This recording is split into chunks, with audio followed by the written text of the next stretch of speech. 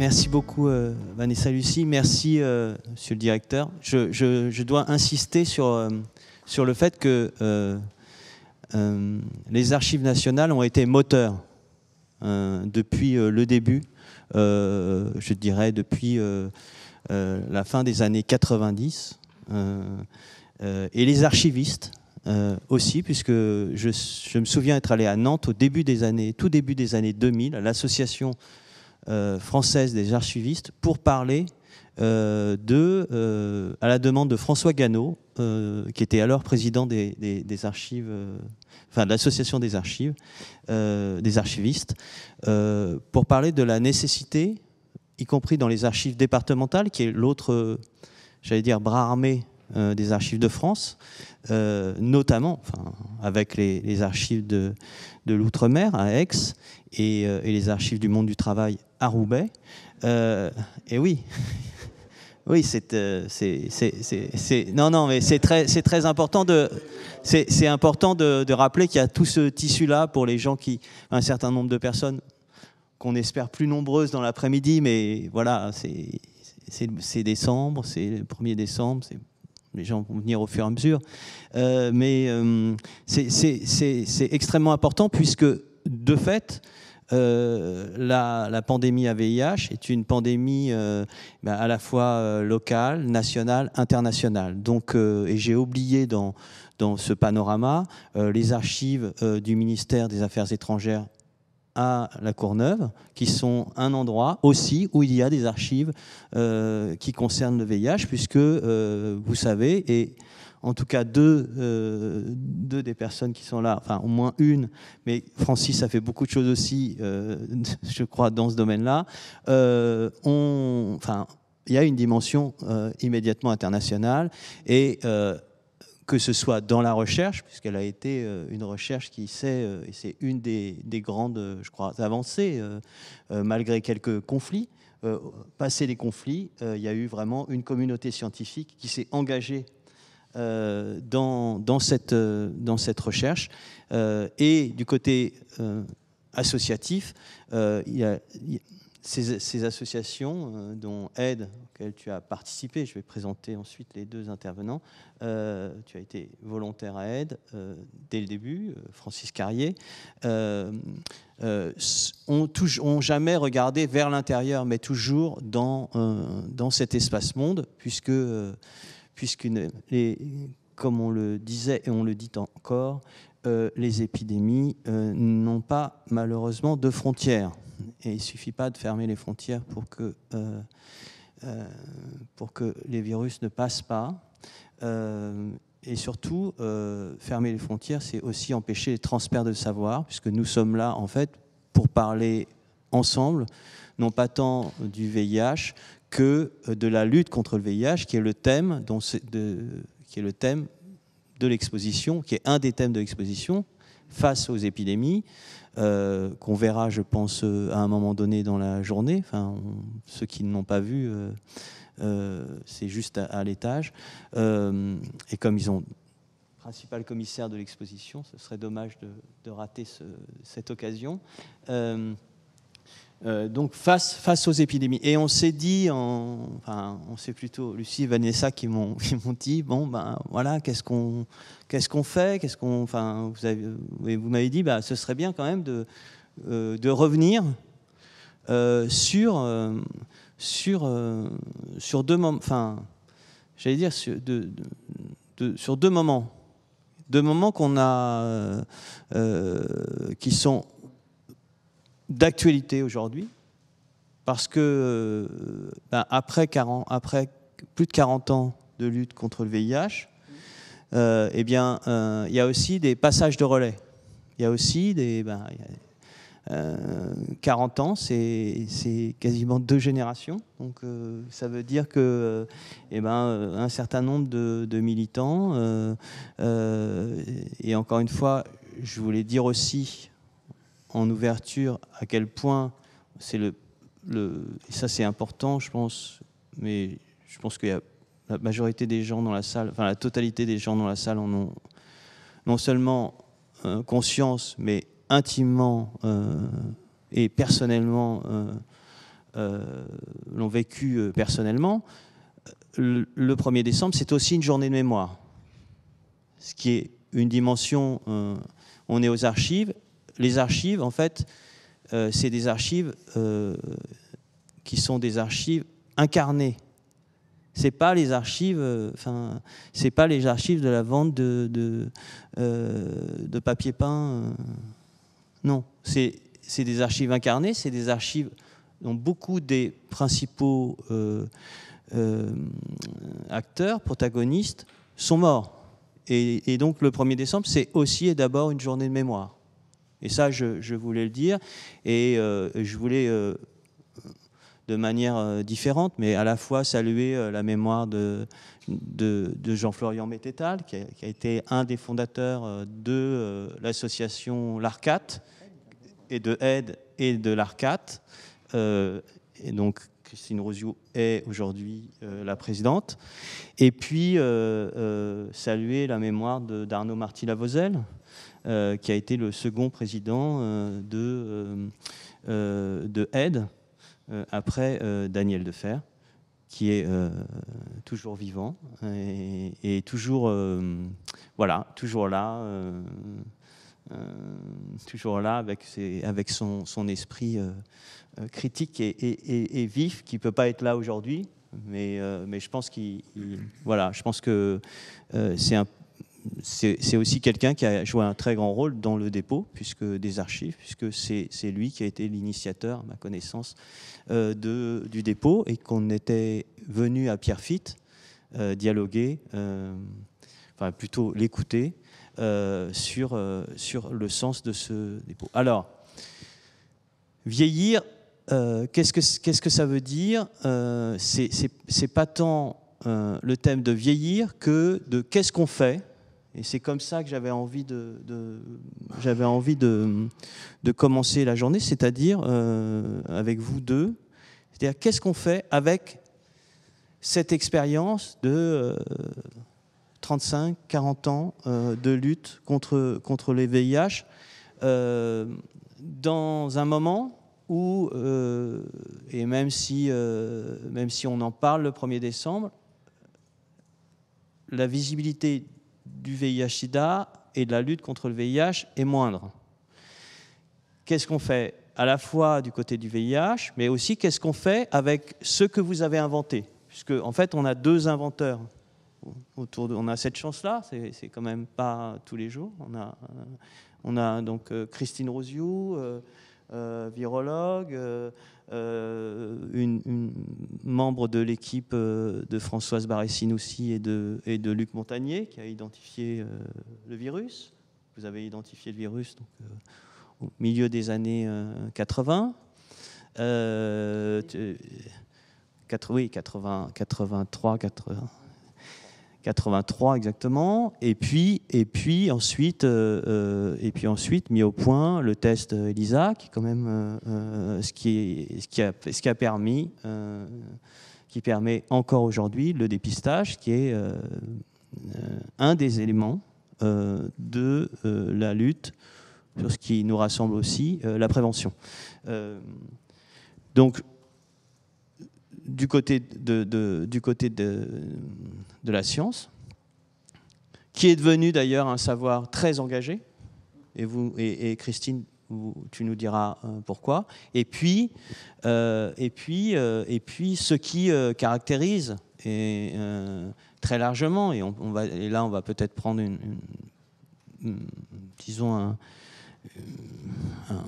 un peu de champ, avec Francis, c'est-à-dire comment eh bien, la lutte contre le VIH est une des premières luttes où les personnes vivant avec le VIH, les PW, comment on les appelle, PV-VIH, drôle de désignation, mais enfin, les personnes vivant avec le VIH ont été des acteurs, non pas seulement, à la fois de la lutte, à la fois de l'action de ce qu'on pourrait appeler de santé publique, et puis aussi qui ont inventé toutes sortes de nouveaux modes d'action du côté. Alors, est-ce que c'est seulement de la santé? On va dire de la vie. Et Francis est aujourd'hui, tu as fondé l'association Grey Pride. Grey Pride. Ah, voilà, Christiane Charmasson. Voilà. Et puis, tu es un des animateurs, fondateurs aujourd'hui du CNAV, du Comité national, Conseil national autoproclamé des nouveaux vieux. Voilà. Donc, c'est aussi, voilà, sachant que l'ARCAT est aussi elle-même engagée vers d'autres fronts que le VIH. Donc voilà, et c'est donc autour de cela que j'aurais envie de vous questionner pour un peu cadrer. Je ne vais pas évidemment parler pendant 2h30. Donc Christine. Moi non plus, je vais pas parler pendant 2 heures. Voilà, sachant que comme on est peu nombreux, mais suffisamment aussi, hein, on peut. N'hésitez pas à poser des questions. Je pense que, il va de soi que la frontalité de la salle et son caractère, disons, très majestueux, ne doit pas empêcher la convivialité et les échanges. Christine. J'ai oublié de dire que tu étais évidemment membre de l'Académie de médecine, de pharmacie, du Conseil national du sida depuis de longues années, et puis de tas d'instances, et aussi décorée de tous les ordres jusqu'au Nobel. Donc voilà, c'est pas tous les jours qu'on reçoit prix Nobel aux Archives nationales, même s'il y a des archives nationales, il y a des prix Nobel aux Archives nationales à ma connaissance. Non, il n'y en a pas. Si, je crois. Les futurs. Non, c'est clairement Françoise Barré-Sinoussi qui est Madame Nobel, hein, pour nous. Hein. C'est pas nous, on était là et on était très contents d'être là à sa remise du prix Nobel, parce que c'était pas la fin d'un long combat, mais quand même, c'était la fin d'une histoire un peu compliquée. Alors, merci Philippe. Ça fait plusieurs fois que je suis sollicitée ces temps-ci pour travailler un petit peu la mémoire de ces années-là. Et donc, c'est avec plaisir que j'ai accepté, sachant qu'avec Françoise, nous sommes finalement maintenant quasiment les deux seuls du groupe. Le groupe était petit, hein, on était jeunes, et c'est vrai qu'on est les deux seuls, et je dirais de façon intéressante, les deux seuls encore engagés. Françoise est présidente de SIDAction, et moi je suis présidente d'ARCAT, après l'avoir fondée en ayant travaillé beaucoup avec Jean-Florian Mététal, on va en reparler, à la fondation de aide chez Frédéric Edelman. Je me souviens de réunions, c'était vraiment toute une époque. En fait, notre travail a commencé l'année 82, donc il y a 40 ans, avec le mini-groupe autour de Willy Rosenbaum, Jean-Claude Gluckman, David Klatzmann, Alain Sobel, Jacques Lebovitch, do not forget him, et puis Françoise Barré-Vésinet et moi-même. Et donc, on avait à Claude Bernard ces patients, ces jeunes patients de notre âge. Hein. C'était quand même des gens de notre âge qui étaient en train de mourir. C'était quand même pas si simple, avec des kaposies, avec toutes ces pathologies. Et donc, a démarré cette réflexion sur qu'est-ce qu'on fait, comment on fait. Et voilà, on a amené, j'ai l'habitude de dire assez méchamment sans doute, le morceau, mais surtout l'idée à Luc Montagnier. C'est pas lui qui l'a eu, c'est nous. Et donc c'est là qu'a commencé notre démarche scientifique complète. Donc chercher le virus, poser l'hypothèse que ça pouvait être un virus et que ça pouvait être un rétrovirus. C'est pas si simple de faire cette démarche. Moi, virologue, je peux vous dire des virus, il y en a toute une collection. Pourquoi celui-là et comment nous avons réfléchi à ce mécanisme. Et à partir de là, Françoise rentrait des États-Unis, il faut dire. Hein. Elle rentrait des États-Unis d'un postdoc où elle a appris la technique de recherche des rétrovirus avec cette mesure de la reverse transcriptase. C'est un mot qu'on connaît tous maintenant, mais franchement, à l'époque, il y avait un seul labo en France qui avait cette technique et Françoise venait juste de la ramener de chez Gallo. C'est d'ailleurs pour ça que Gallo était si furieux de ne pas avoir trouvé le virus avant nous, puisque c'est lui qui avait la technique. Et oui, mais il avait fait des erreurs de concept assez importantes et je pense que ça, il va vraiment falloir le développer plus abondamment auprès de beaucoup pour comprendre que nous n'avons pas posé l'hypothèse d'un rétrovirus transformant inducteur du cancer. Les Américains étaient dans un trip de travail de lutte contre le cancer et avec l'hypothèse qu'il y avait beaucoup d'oncovirus, donc des virus lentis, des rétrovirus qui induisaient le cancer. Or, dans les rétrovirus, il y en a plein. Il y a les oncovirus transformants qui induisent des leucémies. Il y en a plein dans les leucémies animales et autres. Il y a les lentivirus qui induisent des maladies comme l'arthrite caprine de la chèvre, le virus Maedi, le virus Visna. Ça a l'air de rien, mais moi j'étais en cours en décembre 82 et j'ai appris à ce moment-là que ces lentivirus, tout le troupeau meurt. Donc on était face à une découverte d'un virus qui clairement était lytique, c'est-à-dire que quand on a mis en culture le virus, au 13e jour, les cellules lymphocytaires qui étaient en culture mouraient. Donc on était face à un antivirus et on était face à ce type de virus qui était très connu en pathologie vétérinaire et absolument inconnu en pathologie humaine. Donc la démarche scientifique, eh bien voilà, c'est une jeune équipe. Moi j'étais vacataire à l'hôpital Claude Bernard. Je vous dis pas le salaire que c'était, mais c'était pas grand-chose. Mais c'était passionnant et je faisais déjà de la virologie de mon choix. J'ai jamais voulu faire de bactériaux. Et j'ai tout de suite dit à Montagnier, moi je vais faire le test. Moi je veux bien développer le test. Et donc effectivement, c'est le sujet de ma thèse de science. Et je dois avouer que rapidement, les questions éthiques se sont posées tout de suite sur la confidentialité, à prendre au laboratoire, à mettre les résultats sous enveloppe, à ne pas dire au secrétaire que c'est pas à elle de rendre le résultat. Monsieur Untel, vous avez le sida. Effectivement, tout ça a commencé tout de suite avec le test. Et puis Jean-Florian Mettetal et Frédéric Edelman sont venus me voir au labo. Qu'est-ce qu'on fait ? Donc un engagement associatif immédiat à Aide et puis avec la rupture après à l'ARCAT. Que nous avons fondé, les journaux de sida, etc. Beaucoup de choses. J'adorais y aller parce que on n'avait pas posé notre cartable, qu'il y avait 10 000 idées qui fusaient. Et je suis assez d'accord avec l'idée que le mouvement associatif a fait énormément à ce moment-là dans les réflexions. Ça a mis du temps à faire bouger les gens et bouger les gens à l'hôpital. Enfin, c'était assez dur. Donc, dans la réflexion de chercheurs, j'aurais tendance à dire que on était le nez dans le guidon. On n'avait jamais imaginé qu'on serait avec autant de 35 millions de personnes infectées en 2022, c'est pas possible. C'était pas ça le truc.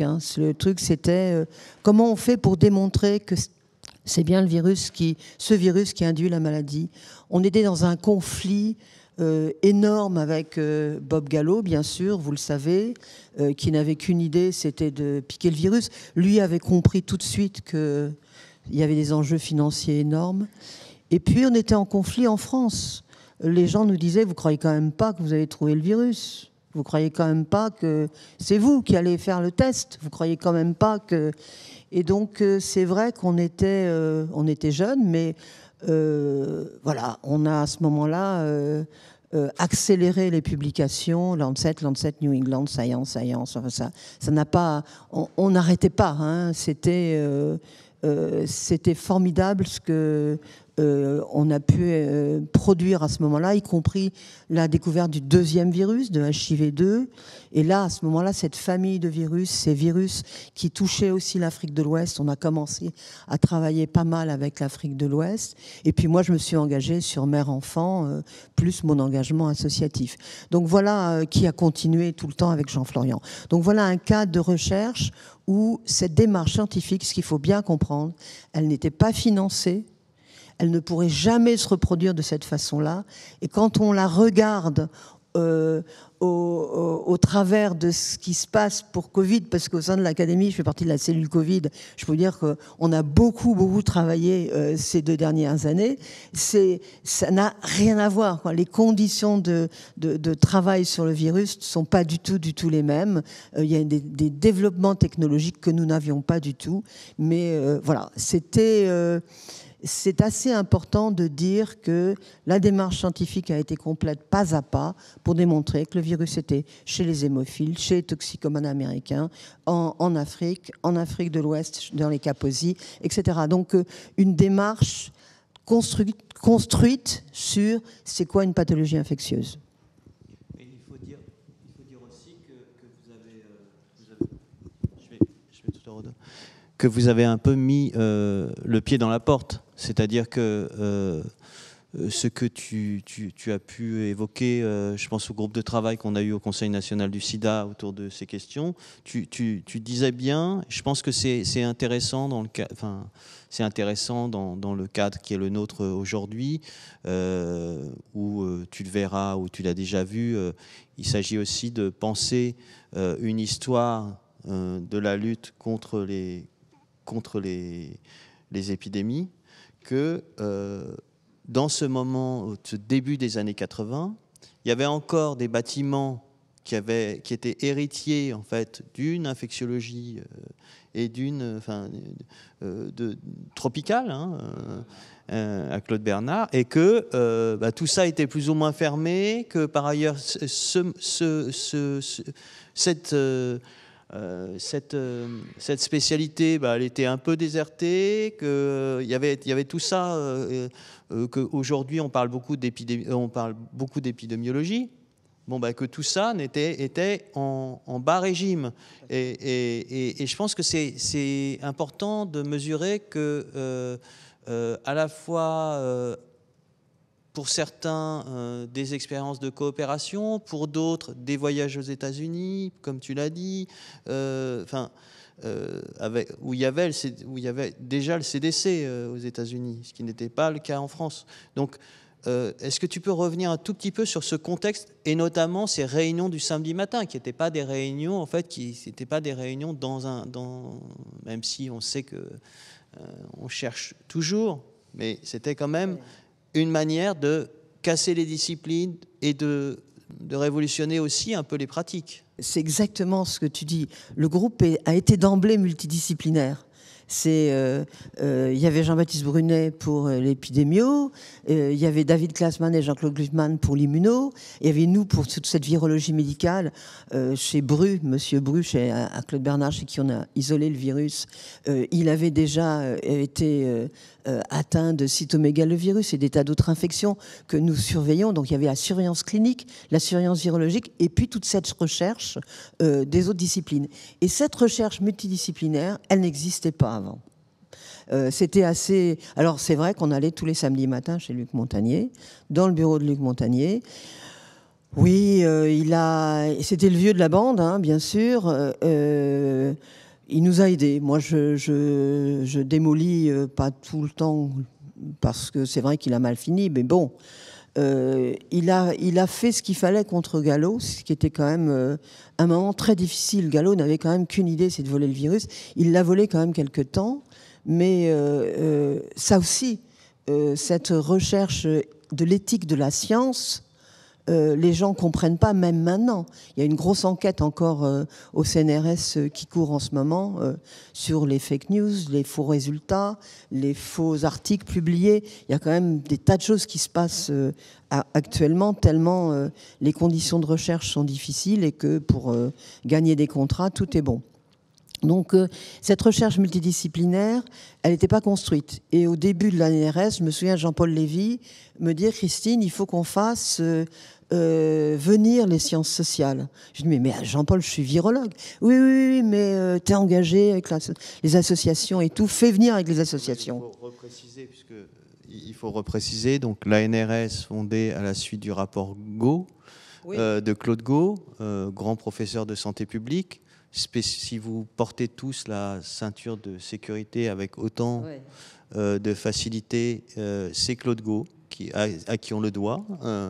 Et Claude Gau donc rend un rapport à la demande de François Mitterrand sur la lutte contre le VIH/SIDA, préconise la création de 3 instances du point de vue public, l'ANRS, l'Agence nationale de recherche sur le sida, le Conseil national du sida, qui sera confié, dont la présidence sera confiée à une femme, la seule d'ailleurs, la seule présidente, l'unique présidente du Conseil national du sida non médecin, Françoise Héritier-Auger à l'époque, et donc professeur au Collège de France d'anthropologie, dont les archives sont aux archives nationales. C'est aussi ça, les archives privées. Hein. Il y a les archives de Michel Perrault, aussi membre du Conseil national du sida. Donc c'est, quand on dit que le VIH et le sida et la lutte contre le VIH, c'est pas un fonds particulier aux archives nationales. En fait, il y en a dans la mesure où cette pandémie a mobilisé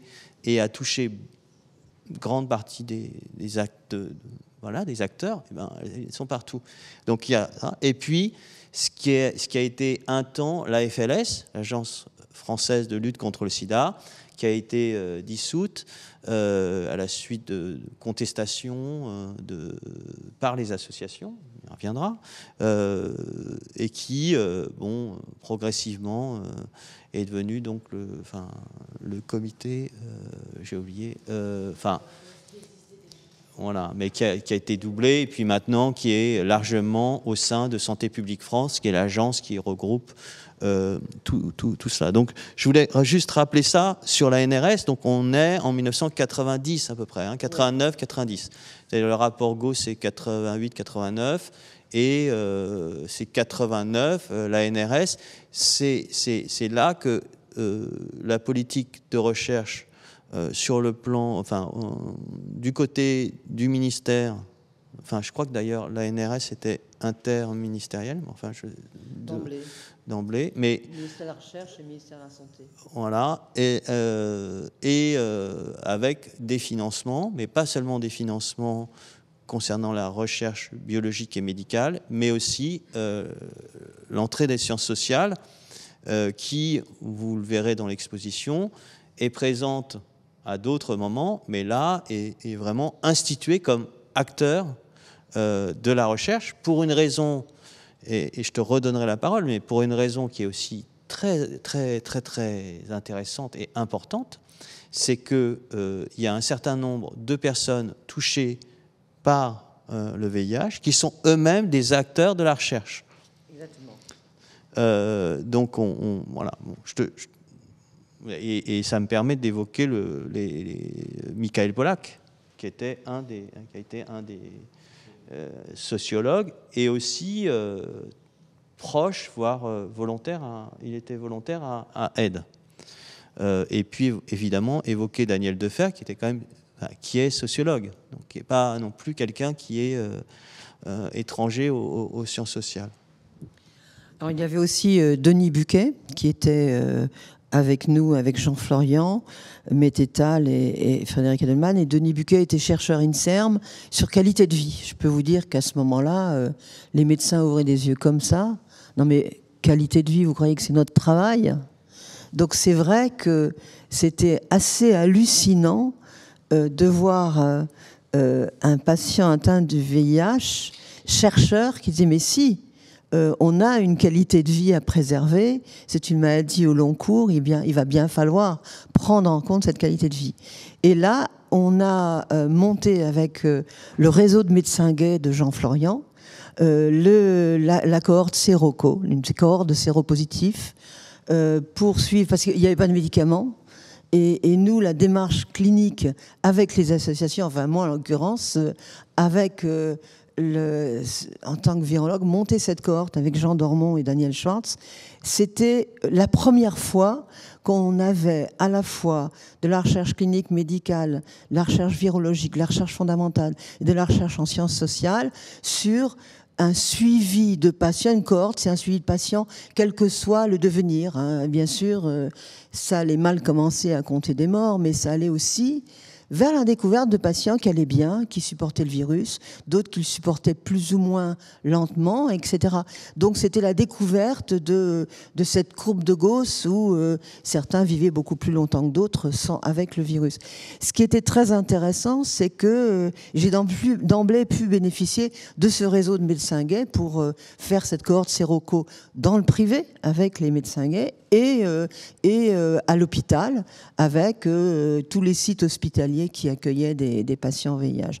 Donc ça a été une grande démarche tout à fait nouvelle en recherche, qui était une recherche complémentaire et très multidisciplinaire, bien sûr toujours en relation avec l'Institut Pasteur et des laboratoires. Peu de laboratoires fondamentaux nous ont rejoints tôt, parce que dans Claude Bernard... vous croyez quand même pas, les filles, que vous avez découvert le virus? Ça, je m'en souviendrai toujours. Jacques Lebovitch me disant non, mais t'es complètement folle de croire que t'as le virus, c'est Gallo qui va le trouver. Jacques était quand même très excité déjà. Et c'était assez compliqué pour lui d'accepter que finalement... avec nos petits moyens, nous y étions arrivés. Maintenant, on était confrontés quand même à des choses très très difficiles, et c'est vrai que rapidement, cette recherche multidisciplinaire, là encore, très difficile à financer. HIV2, François Clavel a eu 11/20 sur son dossier. On ne croyait pas. Enfin, c'est-à-dire que... bon, on va le financer parce que quand même ils ont trouvé l'autre virus, mais franchement, on ne sait pas bien à quoi ça sert. Ça va être un virus africain. On était déjà dans cette politique non seulement à l'égard des gays, mais aussi à l'égard de ces Africains infectés. Avec tous ces cas positifs, c'était déjà assez difficile. Alors sur le plan de l'association, à l'ARCAT, pour moi c'était mon bol d'oxygène.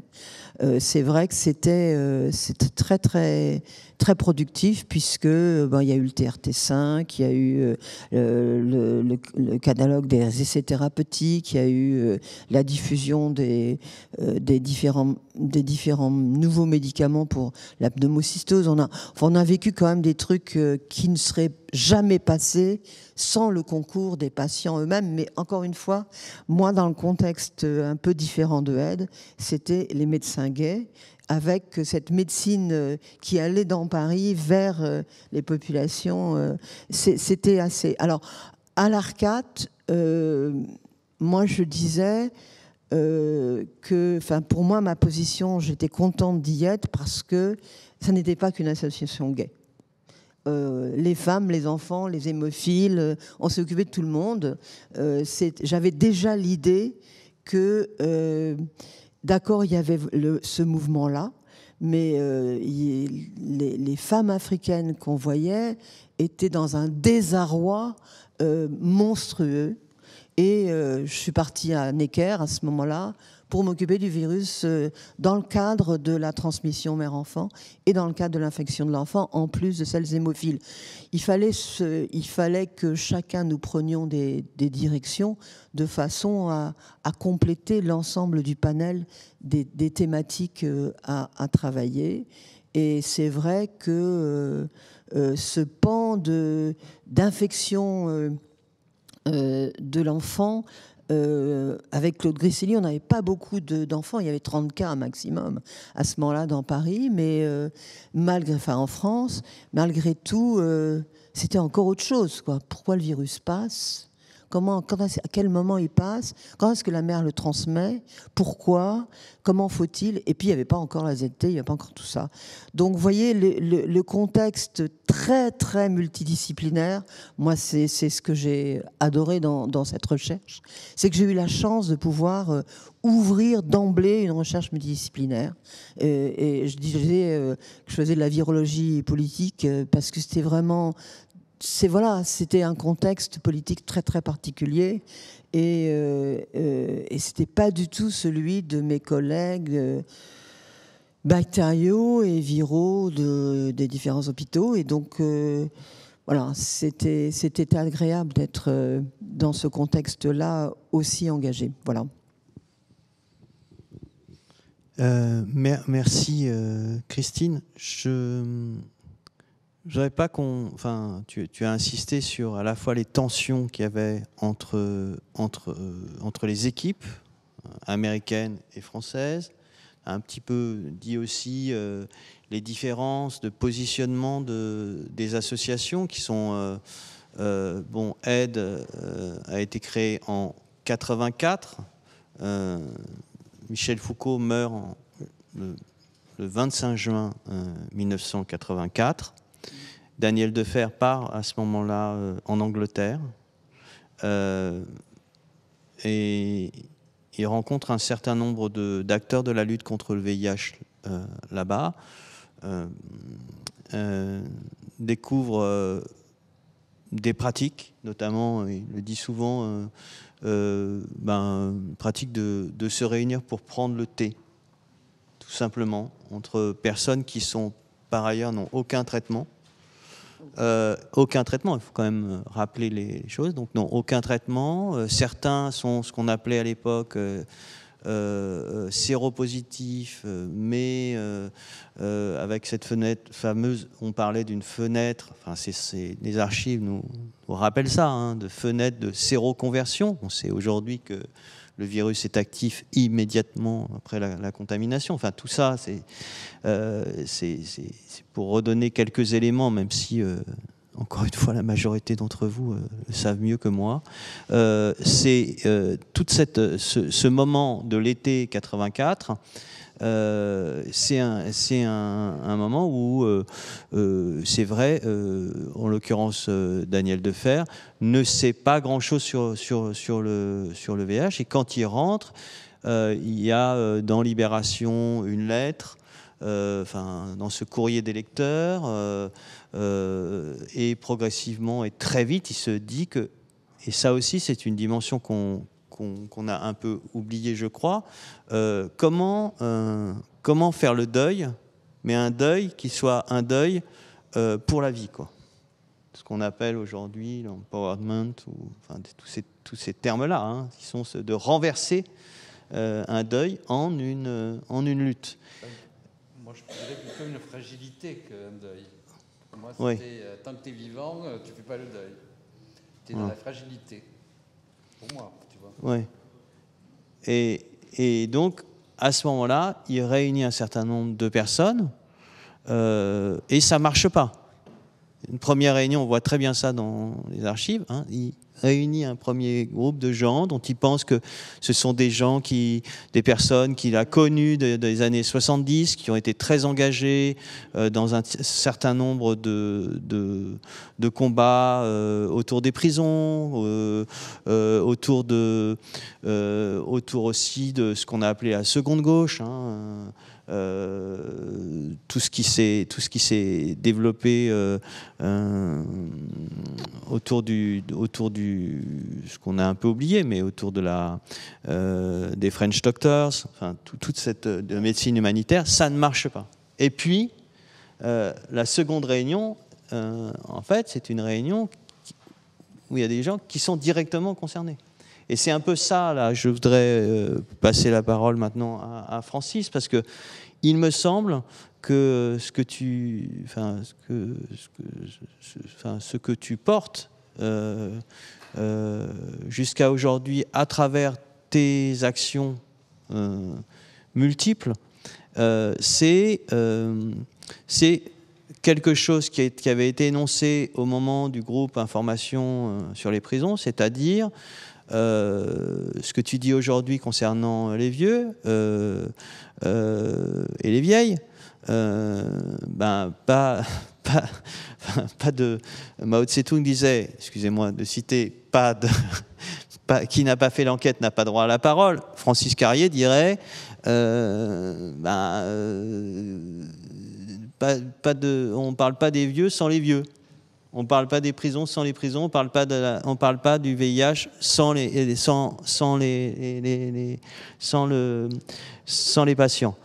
Et on ne parle pas, alors, pour revenir à cette question qui était quand même que tu as un peu soulevée et qu'il faut historiciser, c'est-à-dire on ne parle pas, effectivement, à un moment donné, on n'a pas parlé de VIH sans les gays. Mais il se trouve que dans c'est d'autres archives qui sont aussi aux archives nationales de manière diffuse, eh bien c'est quand même 78-79 la création de Guépier, qui va être ce journal qui a disparu et dont malheureusement les archives sont on ne sait pas bien où, eh bien a été un outil pour les enquêtes de Michael Pollack, un outil aussi de prévention. Et Aide s'est appuyé sur deux médias principaux qui ont été Guépier et Libération, puisque immédiatement le lien était fait avec Libération, qui était à la fois le quotidien du VIH, avant le journal du sida, et puis un quotidien qui a été frappé à l'intérieur de sa rédaction par le VIH, puisque de Serge Danet à toutes sortes aussi d'anonymes au sein de Libération. Voilà. Donc je veux rappeler ces éléments simplement ces éléments de contexte pour te laisser la parole, mais vraiment sur ce point qui n'est pas de faire une cohorte, mais de faire un collectif qui produise du savoir.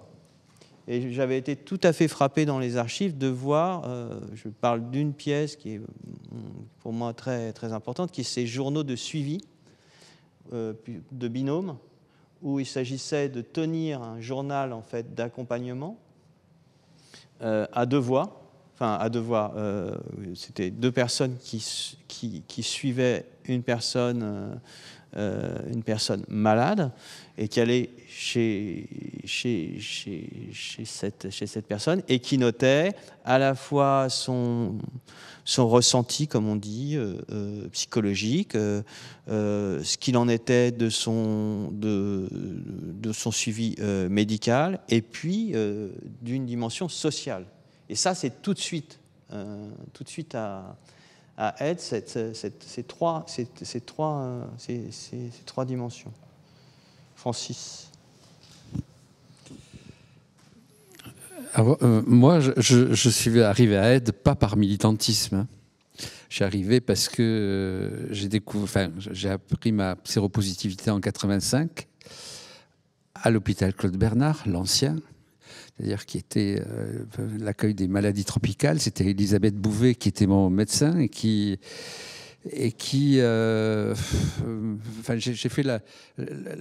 j'ai été confronté au déni collectif de la séropositivité parce que personnellement, je n'ai jamais su si Madame Bouvet, à l'époque, m'avait clairement annoncé que j'étais séropositif ou pas. Je l'ai su 6 mois plus tard quand elle m'a demandé si je prenais des précautions. Puisqu'à l'époque, il n'y avait pas de test, il y avait une biopsie. Quand on avait un ganglion, on l'enlevait, on l'analysait, on regardait à l'intérieur qu'est-ce qu'il y avait. Je n'avais pas de test. Il a fallu 6 mois, il a fallu plusieurs mois et cette biopsie, après, elle n'a plus du tout été pratiquée. Mais je ne sais pas exactement, mais c'était encore balbutiant, on va dire. Mais moi, j'ai été vécu. Et en parallèle, moi, je suis arrivé à Paris en 81. J'étais de Toulouse. Et je faisais partie d'un groupe qui s'appelle Les Caramels Fous, qui était qui est toujours d'ailleurs un groupe qui est une émanation de la chorale du piano zen qui sévissait dans le Marais. Et c'était donc une chorale exclusivement gay d'hommes. Et j'ai vécu, ce groupe que je dirigeais, j'ai vécu de l'intérieur le déni et l'arrivée du VIH au sein de ce groupe. Dire qu'on continuait, on faisait des spectacles, on faisait nos trucs, on rigolait, on créait des choses qui nous plaisaient, on chantait à droite, à gauche, on avait beaucoup de succès. Et en même temps, on vivait personnellement, pour la plupart, les contaminations, la découverte de la contamination, les premiers effets, les effets de prise de médicaments en test qui avaient des effets secondaires parfois très bizarres. Et je me suis dit, je ne peux pas continuer à lever la jambe et à rigoler alors que moi je suis personnellement touché par le VIH et en même temps je vois autour de moi qu'on n'en parle pas, personne n'en parle, mais on voit que tout d'un coup il y en a un qui est hospitalisé, il y en a un qui a une manifestation, un cas positif ou quelque chose comme ça. Et donc j'ai rencontré Daniel Defer en 87 et je suis rentré à Aide à cette époque-là, rue du Bourg-l'Abbé. Et là, je vais vous dire que j'ai appris globalement ce que c'est que militer, qu'exister. Et j'ai appris deux choses que je réutilise aujourd'hui dans mes luttes actuelles. La première chose, c'est de dire que la fragilité, contrairement à ce que l'on peut penser, est génératrice de force et génératrice d'invention. À Aide, on a vite compris qu'on n'avait aucune ressource médicale extérieure. Les gens qui tombaient dans la maladie, les médecins ne pouvaient pas proposer grand-chose à l'époque. Et pourtant, on a inventé une façon de se comporter, une façon des activités de soutien, les groupes Vision Force, des groupes d'autosupport, des groupes qui ont créé une solidarité entre nous, qui nous ont permis justement de tenir, parce qu'on était face au vide. Un vide, qui était l'annonce, la contamination à l'époque était l'annonce proche d'une mort rapide. Donc tenir par rapport à ce vide, on a pu parce que on a transformé la fragilité en inventivité et en solidarité. Donc ça a été le grand point fort de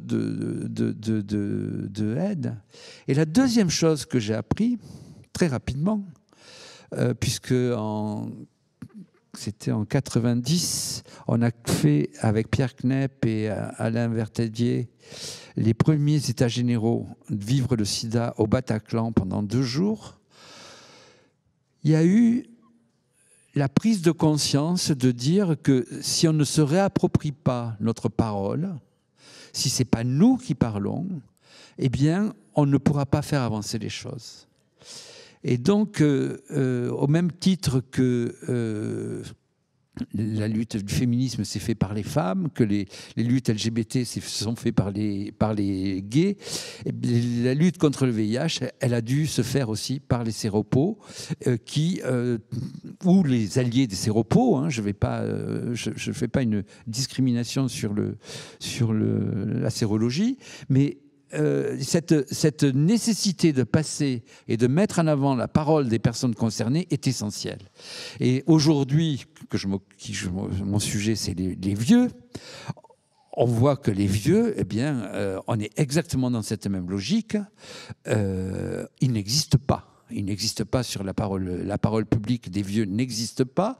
Lorsqu'il y a un scandale style Orpea, on voit des journalistes, des experts, des politiques, on voit tout ce que l'on veut, sauf les gens qui sont concernés, les vieux.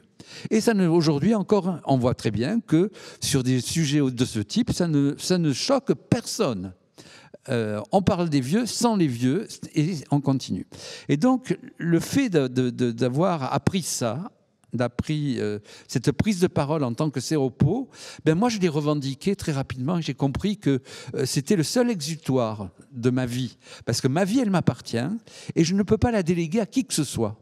Mes choix m'appartiennent et même par rapport donc, aux décisions médicales, j'ai considéré que je prenais un conseil de la part des gens qui avaient un savoir et qui pouvaient me conseiller sur la façon de me traiter, mais que la maladie, elle m'appartenait, elle était part de moi-même et que les décisions que je devais prendre me concernaient et je ne devais pas déléguer ma maladie à qui que ce soit. Donc ça c'est ma position, c'est-à-dire que c'est quelque chose de très personnel et qui reste encore essentiel dans mon comportement par rapport aussi bien de la façon de me soigner, de continuer de me soigner, d'exister, etc. Et à tel point que, si vous voulez, tout à l'heure encore, je redisais ça, on ne peut pas être défini par une pathologie. C'est-à-dire que je ne vais pas me présenter en tant que « Bonjour, Francis séropositif ». C'est insupportable. Et c'est d'autant plus insupportable quand on vieillit que la vieillesse est totalement collée à la dépendance, à la perte d'autonomie et à la pathologie. Dans nos sociétés, la vieillesse est quasiment donc une maladie. Sur ce quoi je m'oppose totalement. Et donc, si vous voulez, je revois encore cette nécessité d'arriver à pouvoir exister et dire que ce qui compte...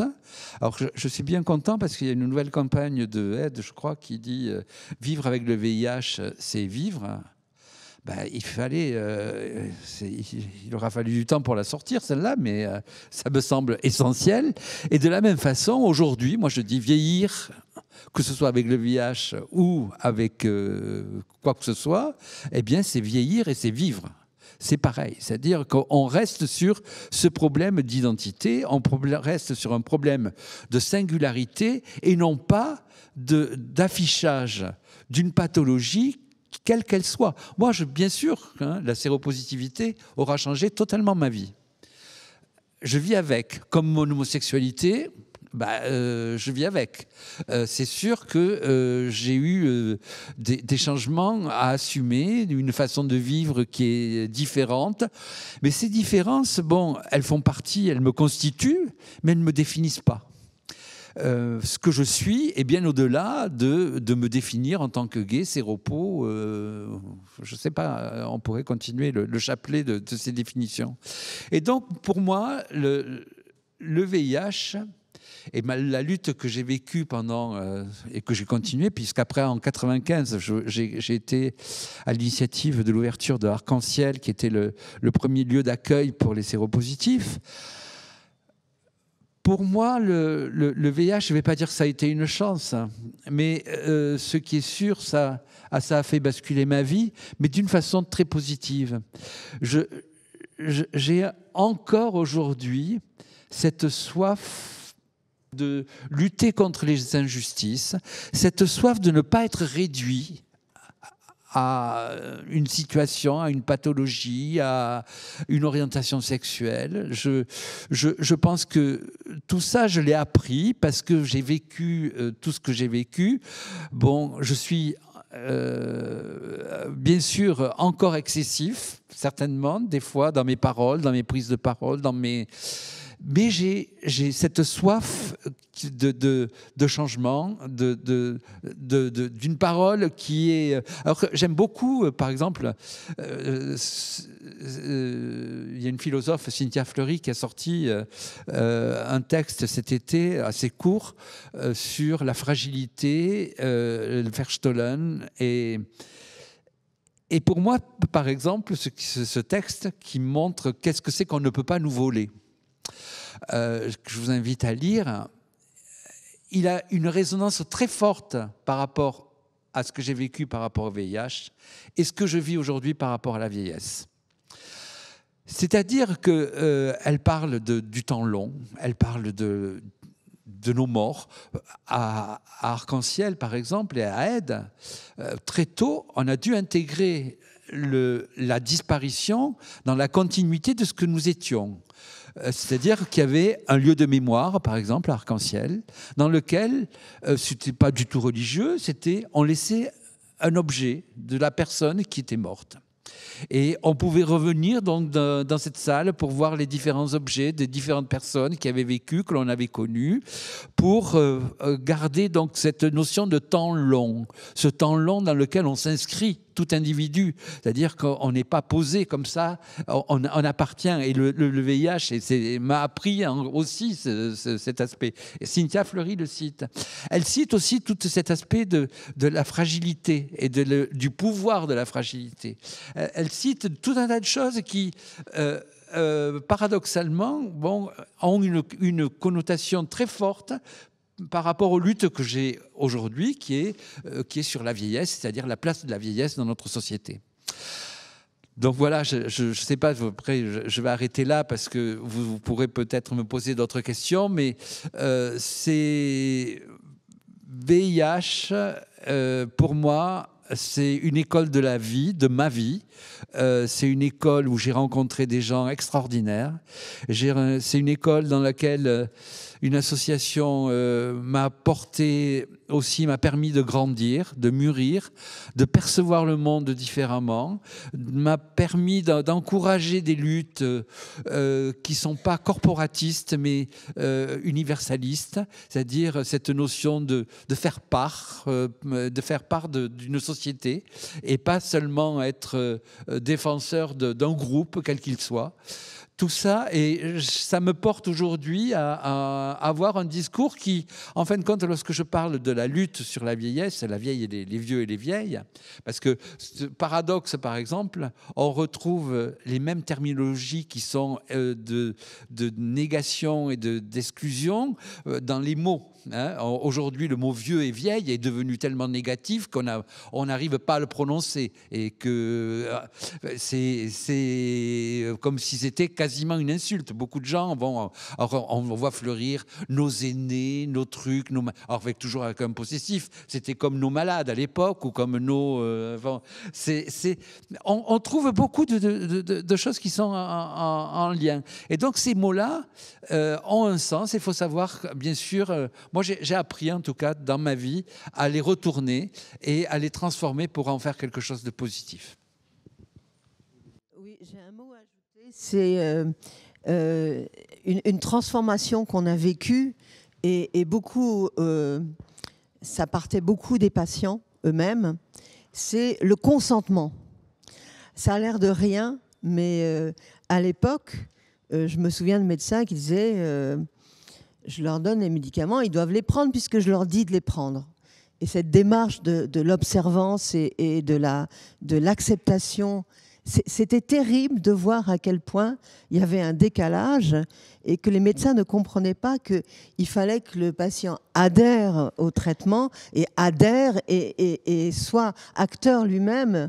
Et j'avoue que cette étape où, d'ailleurs d'emblée dans la cohorte Séroco, Denis Buquet nous a dit il faut que le patient sache à quoi il s'engage et comment nous, les uns et les autres séropositifs, on donne notre consentement. Et je pense que ce consentement éclairé qui est maintenant demandé dans énormément de pathologies, c'est vraiment le VIH qui l'a fait comprendre la participation des patients eux-mêmes à leur pathologie. Ça, je trouve que c'est une évolution absolument énorme qui s'est passée en médecine, y compris dans l'esprit des médecins. Ça, on y reviendra dans la deuxième table ronde, puisqu'elle concernera spécifiquement une des grandes avancées et on peut dire une des victoires fondamentales qu'est la loi de 2002.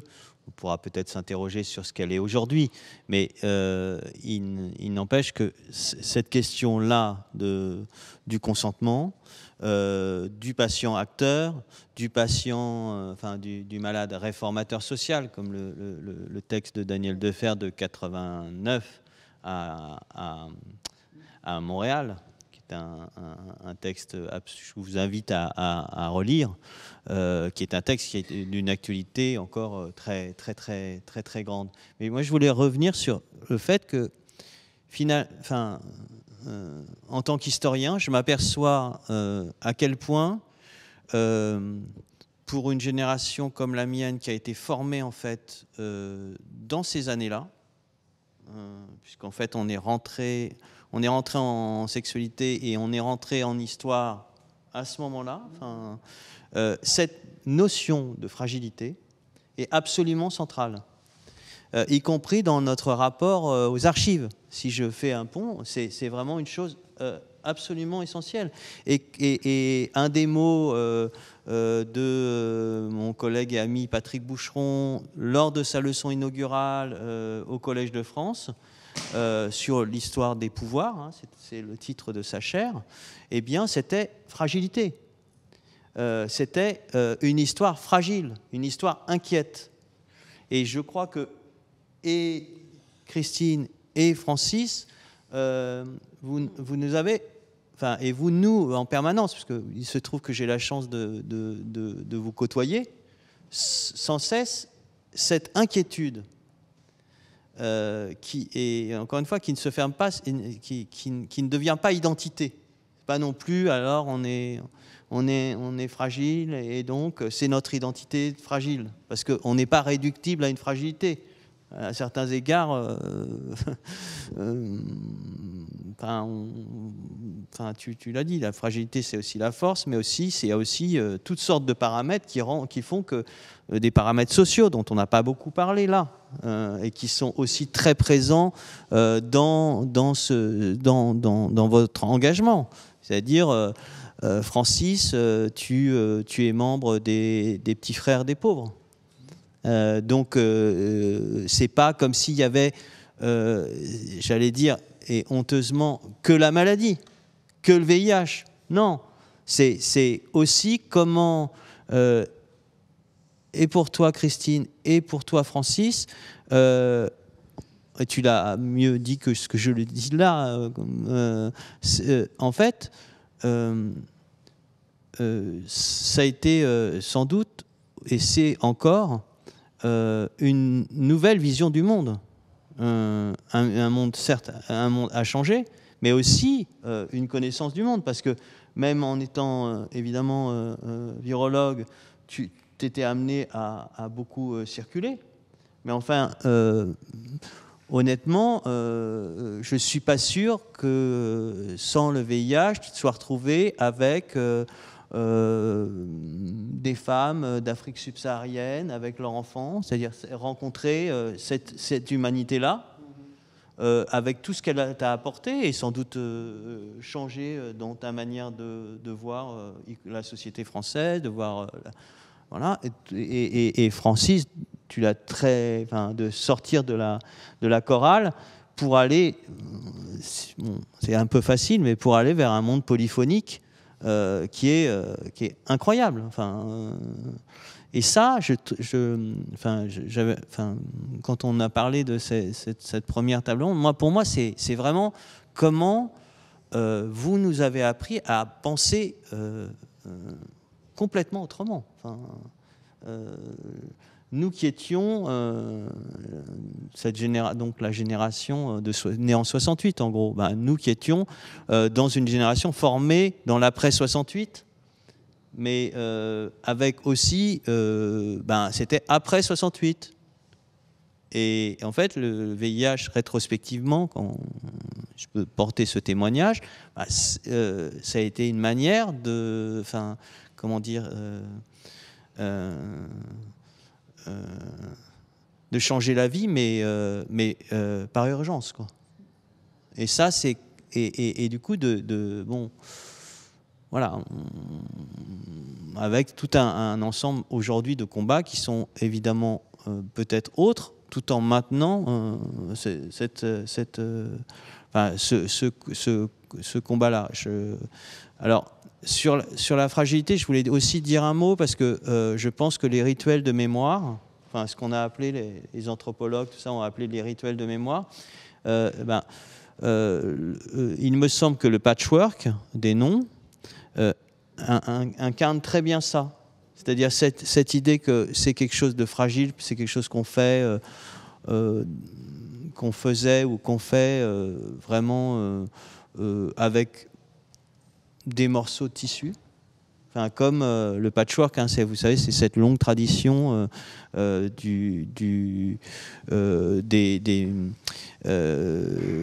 migrants américains, mais aussi des esclaves, qui était de faire le soir, quand la caravane s'arrêtait, de faire des couvertures avec des bouts de tissu. Et donc dans comment dire, avec ce qui reste. Et ce sur quoi je veux là insister, c'est sur le fait que vraiment ce moment ces années 80-90, un moment de basculement d'une fragilité en force, comme tu l'as dit, et puis aussi, et c'est pas pour rien que c'est à ce point aux Archives nationales, c'est que d'acteurs de l'histoire, c'est-à-dire vous êtes rentré dans l'histoire de manière différente. Et on peut dire que quand même les médecins l'étaient déjà largement, et on le verra dans la seconde table ronde, mais qu'il y a eu avec les médecins, avec ou sans les médecins parfois, eh bien une entrée dans l'histoire, mais une histoire. Et c'est là-dessus que je voudrais que l'échange se poursuive. Une histoire qui n'est, comme le titre de l'exposition du collectif Omusem l'indiquait, une histoire qui n'est pas finie. Parce que, sans paraphraser Althusser, l'histoire dure longtemps. Mais elle dure longtemps et c'est pas la fin de l'histoire.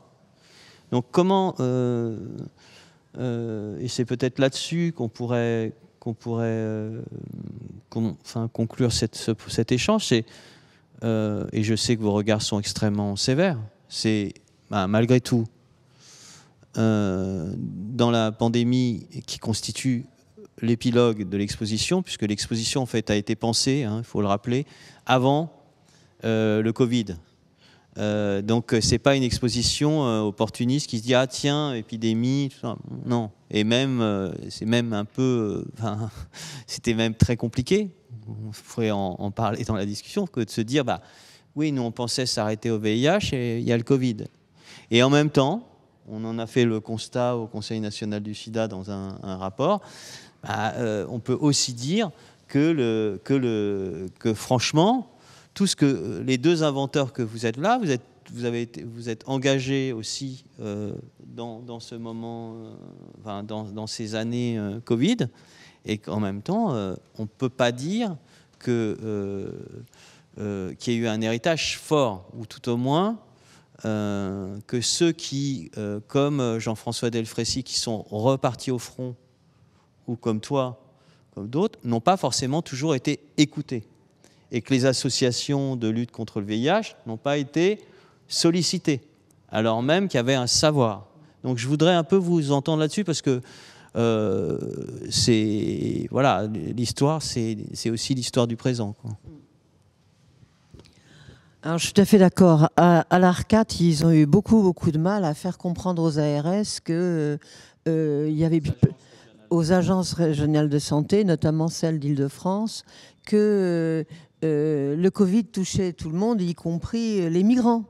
Et donc, il y avait beaucoup de difficultés à aller tester les gens et à les soigner, les mettre dans les hôtels, leur donner à manger, les isoler, parce que bien sûr, ceux qui balayent dans les bureaux à 4 heures du matin, ils n'avaient aucune envie de savoir qu'ils étaient positifs pour le Covid et qu'il fallait qu'ils arrêtent de travailler parce que ça n'était pas possible pour eux.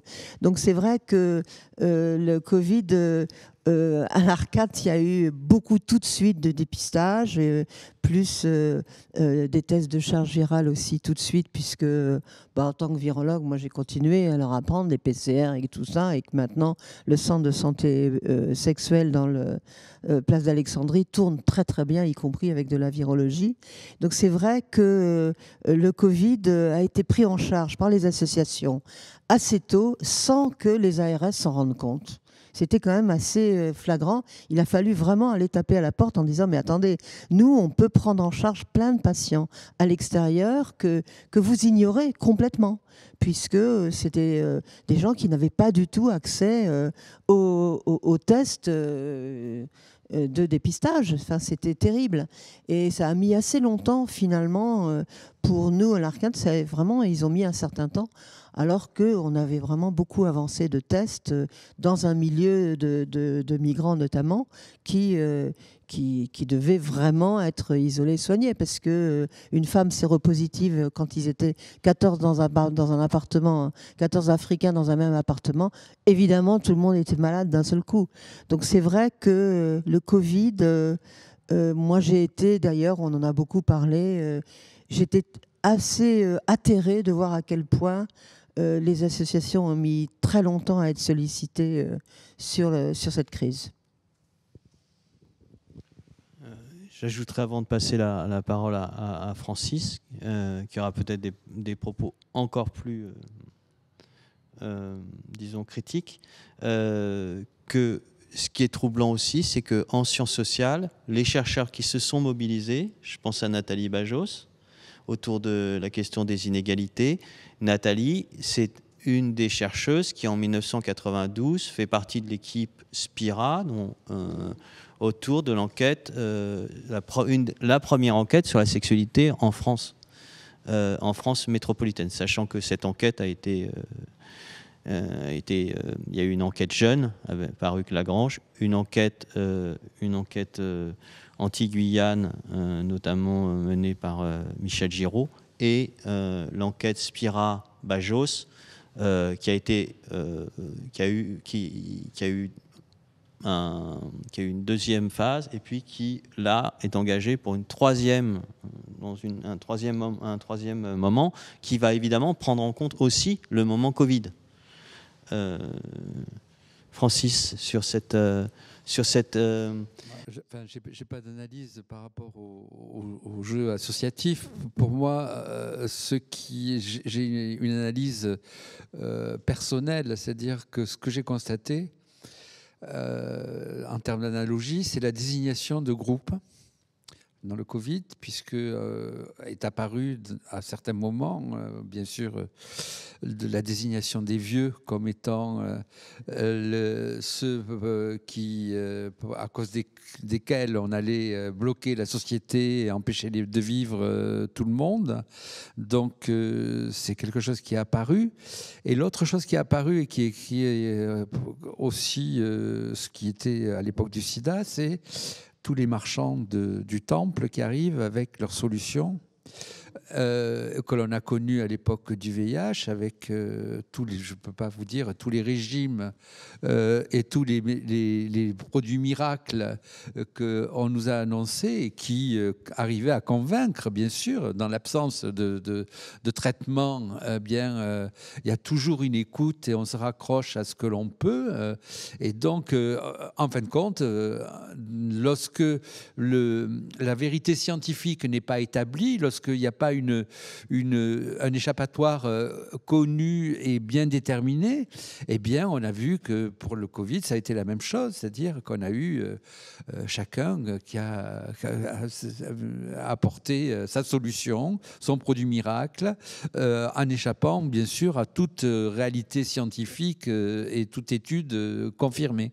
Donc, pour moi, c'est un peu ces aspects-là que j'analyserai. Mais après, ce qui est très différent, c'est que le VIH touchait des minorités, alors que le Covid touche tout le monde. À un degré peut-être différent, c'est-à-dire, mais malgré tout, tout le monde peut être contaminé, alors que le VIH, c'était des populations bien déterminées. Et puis, sur le VIH, c'était des populations aussi marginalisées, qui tout d'un coup, qui ont mis en avant, le VIH a mis en avant les disparités sociales et en termes de droits de ces populations touchées. Puisque c'était... moi, je me rappelle toujours, quand je suis arrivé à Aide, je travaillais sur l'informatique et là-bas, c'était HHH, héroïnomane, haïtien, hémophile et homosexuel. Donc, on était sur des populations qui socialement n'avaient pas les mêmes droits. Sur le Covid, il y a bien sûr des inégalités en termes d'analyse sociale, puisqu'on peut être touché par, selon la façon dont on va vivre et les ressources que l'on a. Mais globalement, ce n'est pas quand même la même chose en termes sociologiques. Ça ne touche pas sur les mêmes caractéristiques.